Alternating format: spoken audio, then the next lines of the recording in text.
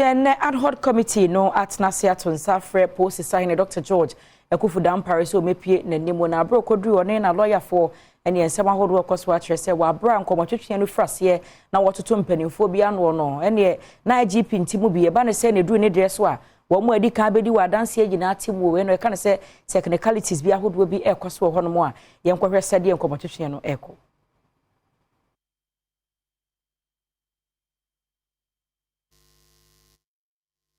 Initially, there was no need for the IGP to be here. Please get my premise right. Because if you pay regard to the first state, there was nothing that IGP has done. On the contrary, there is a congregation of men who are talking about him. So why invite the IGP? There was no point. But now that those men appeared before us, and they are saying certain things about the IGP, then it is consistent with the natural justice principle that the IGP should also make his initial, remarks, or if you like, say what he wants to say, either in confirmation or in rebuttal to what he said, and then you go into the conclave to do what is necessary. But to say that they should go out when what the IGP is saying is not the end of the interrogation, because we are telling you, and we have to be very honest, we respect where the IGP is sitting. All of us, in fact, we are nervous because he is in charge of the internal security of the realm called Ghana. They don't toy with these matters. That is why, when it's all said and done, we'll know what to do as a committee to exact meaning, substance, and evidence off camera. And then we work with it and report to plenary. So this is what we are attempting to do. But I'm afraid they are sitting here is for their own benefit. The people seated here, for them to listen to what the Inspector General of Police will say, and then we continue with the interrogation. See? Because how would they also prepare for what we are all about to do? And what they said, we've given it to you, haven't we? We've given it to you. All that they said, we've given it to you. But we couldn't have brought the IGP here because the tape, it was not necessary that, it should come. So, Council, I think we should rest this matter. And then, Vice, you wanted to chip in or something? Yeah. And let the IGP, deal with some of the issues in a very, simple way and straightforward. And then we know what to do. Yes.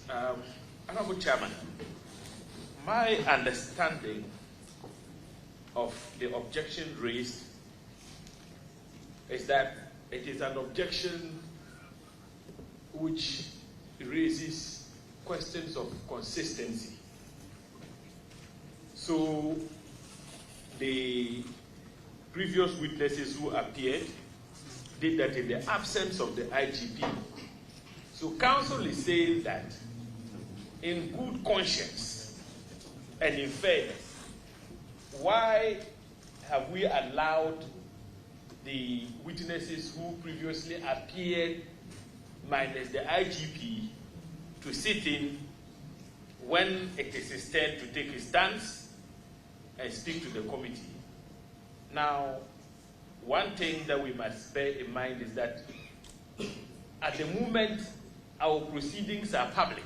It's a public hearing until we go out of, sight and out of view from the cameras. That being the case, I want us to adopt a middle ground. It cannot be said that the statements the IGP is going to make here would be coded in a manner that these witnesses cannot hear. If we were to ask them to go into the next office, there is a screen. They will have the benefit of hearing whatever the IGP would say. No, for the sake of consistency. So that now they are raising issues of equity, good conscience. It shouldn't appear as if, we are not extending the same treatment we offered the other witnesses to the IGP. So on that score, I think that the witnesses here would lose nothing if we were to say, you know what, kindly recuse yourself, go into the next office, you can watch on the screens. If that would give them comfort, Chairman, I think we should proceed in that order in order to cure any perception, possible perception that there is no perception. We are not extending the level playing field to there's nothing, the parties who there is nothing us. Like giving somebody an advantage. Because they should say that their presence here will not give them the space to testify. That's what they say. And I've given you a very good premise, that there was no issue of consistency of treatment when we started the interrogation, because we couldn't have called the IGP to come and sit in when we started, because nothing concerned the IGP. Guys, let's get it right. And I do not know the kind of disadvantage the IGP will suffer if the people are listening to him. What is the problem? There's no problem at all. They are not going to say one word. On the contrary, the one whose voice we hear is the IGP. There's no lawyer here who's going to stop the IGP in the middle that when he was trying to tell us, if you like, the preliminary issues.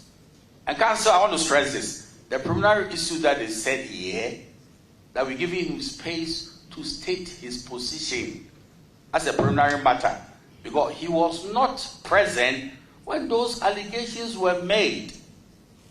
And we want to be fair to the IGP and let the IGP dilate a bit on some of the things they said. But to invent another principle that there's an inconsistency in this matter is neither here nor there. Because it is not the people sitting here who determine what the IGP will say. So please, Council, if you want the IGP to speak, let him speak. If you don't want the IGP to speak, say so. But with this other argument that their presence is evidence of inconsistency, it's not borne out by what we've done here, the proceedings. Because who knew what was going to happen today? But for the fact that what they said, I sitting here as a chairman, I didn't know what they were going to say. So how can I invite the IGP in advance to come and sit when I didn't know what they were going to say? There's no member of this committee who knew what all these individuals were going to say. In fact, we didn't even call, these individuals, we called Chief Bugri Nabu first. Is that not so? And then he said these were the individuals who were having, if you like, a tete-a-tete with. That is why we called them. I don't know whether my memory is messing me up, but when we called Chief Bugri Nabu, these individuals, were they here? They were not here. They are having a conference. Let them finish. Mr. Chairman,